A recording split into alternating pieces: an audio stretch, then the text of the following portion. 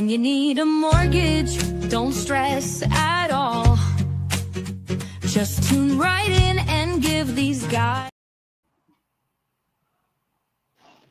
Good morning, everyone. Today is Friday, February 21st, and this is going to be a disaster episode. I'm in Mexico. Anthony has the internet from 1982, and Tom is sitting there clear as can be. How's everyone doing today? Doing great, man. Great. Doing good. We got Anthony on that 6-second delay. We got kids running down the hallway over there with you. It's going to be a good one. It's like Anthony got sanctioned by the FCC or something. We now need to do tape delay on him. Yeah, he says some ratchet stuff, we could say. We got the mute button on him.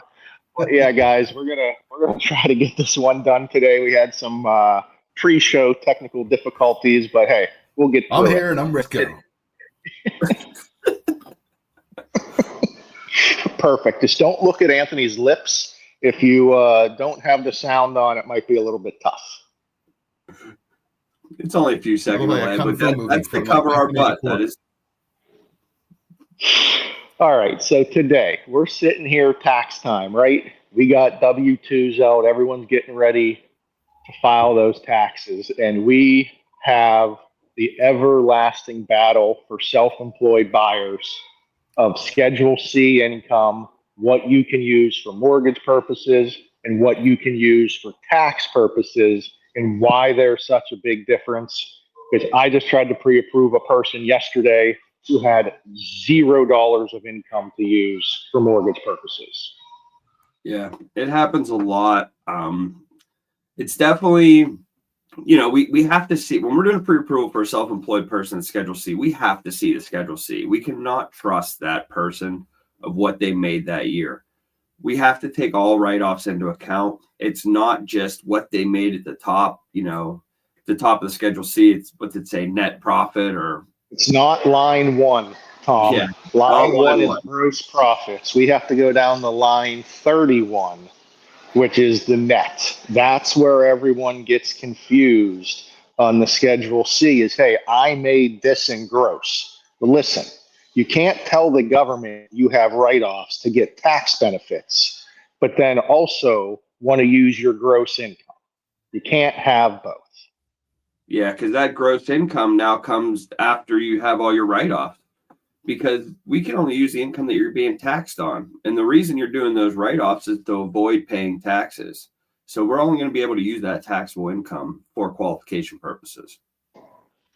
And this is the big kind of conundrum, because if you talk to your accountant's job is to have you pay the least amount of taxes. So they're going to try to find as many expenses, as many write-offs to help you for business purposes.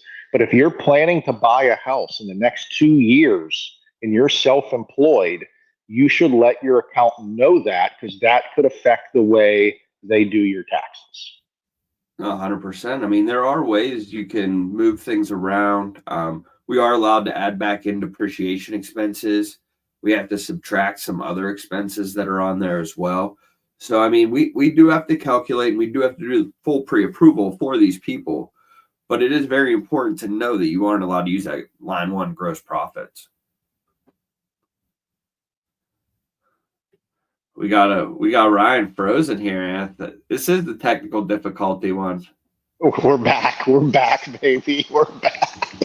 You get the spin of death? I did. I was just watching Anthony sitting there twiddle his thumbs. That's all. But keep on going. No, yeah, I see him twiddling over there. It's all right. But yeah, just knowing that, we are using that taxable income instead of having to use your full gross amount, because people are trying to write everything off. Like you said yesterday on your pre-approval, you probably had 30, 40,000 in expenses. Now, we all know that some people that own a business put some personal expenses under their business. I mean, that just happens. That's constant. But that's the stuff you need to be aware of, letting your accountant know these types of things. I'm trying to buy a house. they can actually try to maybe reverse some things and put it more in your favor too. So you have to just be communicating, let everybody know you're buying a house. You can't run through this world living in a big secret. You're not going to be as successful as somebody that's out there and letting people know what's happening.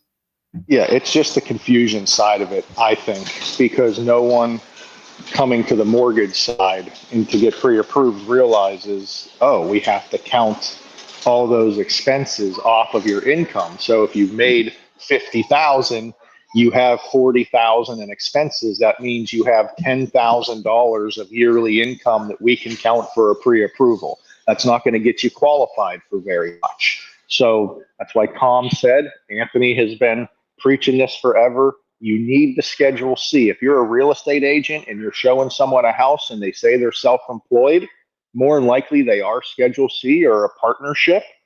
You need to get those tax documents to us so we can see what their after expense income is. Because again, it doesn't matter what the gross is. They could have $2 million of gross sales. If they aren't showing any after expense income. Yeah. If they aren't showing any after expense income, then they're toast. That's what he's trying to say. They're absolutely toast.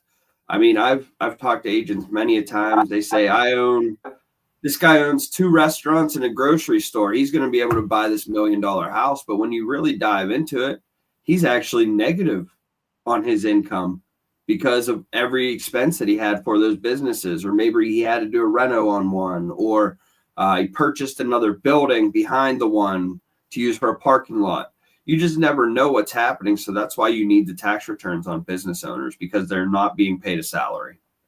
Sometimes they are, but then they're also still being paid through their business tax returns.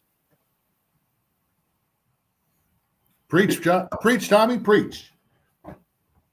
I'm gonna step in for the host. You know, he can't even get off mute. I was just going to say, let's give Anthony his window of 6-second delay to give his 2 cents now. Just kidding.